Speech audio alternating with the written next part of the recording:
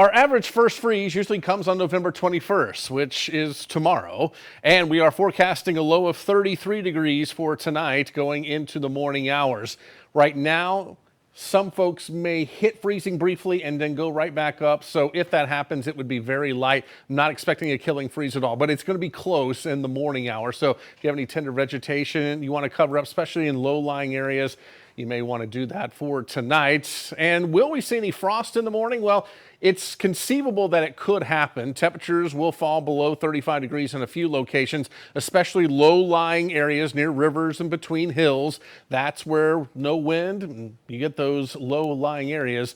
That's where that cold air likes to settle on in. And then metal surfaces, especially on cars, we all know that. So again, we'll see if we can get cold enough for that in the morning. If at all, it will be patchy for us.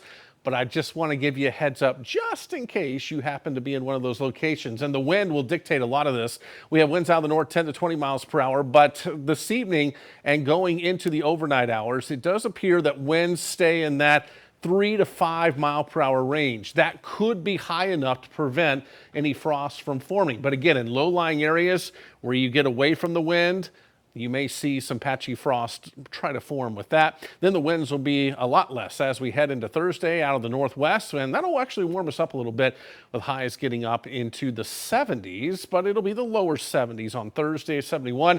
Back to 69 degrees on Friday, 76 though on Saturday. Strong southerly winds come back. Southwest winds on Sunday and 83 degrees, and then Monday, the models have flip-flopped on us here. They now bring a cold front in by the afternoon hours. So I think highs will get up into the upper 70s, and then we may fall back as we head into Monday afternoon, down to 70 for a high Tuesday. And that front could meander across the area next week, and that will make it a headache for high temperature forecasts, as we could have a wide range from north to south across central Texas. But one thing we know for sure, it's dry as a bone out there, and it will stay that way over the next couple of days. And one of the main reasons we're so dry is this bomb cyclone out here that's off the coast of the Pacific Northwest. And basically a bomb cyclone is an intense area of low pressure. It even looks like a hurricane. It's not, but this is definitely a very strong area, and it's just sitting there. It's acting like a wall, blocking anything from moving our way. And until that moves later on this week, things are going to stay on the dry side for us.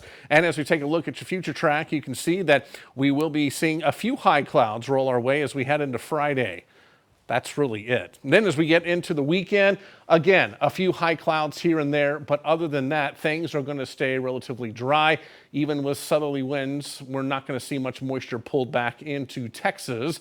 And as we head into Monday, it looks like most of the moisture is going to be off to the east of us across Louisiana and the southeastern part of the U.S. We may see a sprinkle or two, but right now it doesn't look like anything too significant. A few more clouds as we head through the middle part of the week. And again, notice where the more significant rain is, just to the east of us as we get closer to Thanksgiving. So it'll be something to watch. It wouldn't take much for it to creep back a little farther to the west, which would create some travel concerns for Thanksgiving to Grandma's house. So we will be tracking that for you. And then another cold front comes in as we head into Thanksgiving itself. Could be wintry to our north. So again, lots to keep tabs on around here, because I know a lot of folks will be traveling, and we will be tracking this day by day for you.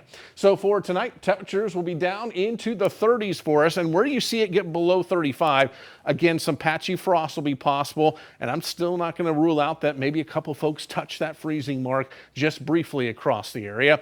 Then tomorrow, highs into the upper 60s and lower 70s with a northwest wind. That's a downslope wind that helps to warm things up just a little bit. Winds turn back to the north on Friday, so 69 degrees for a high, slightly cooler there after a morning low of 35 degrees, 40 degrees Saturday morning, and then those lows shoot up along with the highs this weekend into early next week. Next front could arrive on Monday. Right now, it looks like a dry frontal passage for us, and that will cool us off Tuesday. The models are indicating we're going to warm back up Wednesday. Will that front actually lift to the north, though? That is going to be a key. Thursday doesn't look too bad. I did put an isolated shower chance in here in 69 degrees, but we may have to add an arrow to this with falling temperatures as we head into Thanksgiving afternoon if the trend holds, and that will lead to cooler conditions as we make our way toward the next weekend. And looking at the Brazos Valley, 73 degrees on Thursday, 71 on Friday, upper 70s, then the 80s coming this weekend into early next week. And then we'll start to see those temperatures fall again as we head toward Thanksgiving.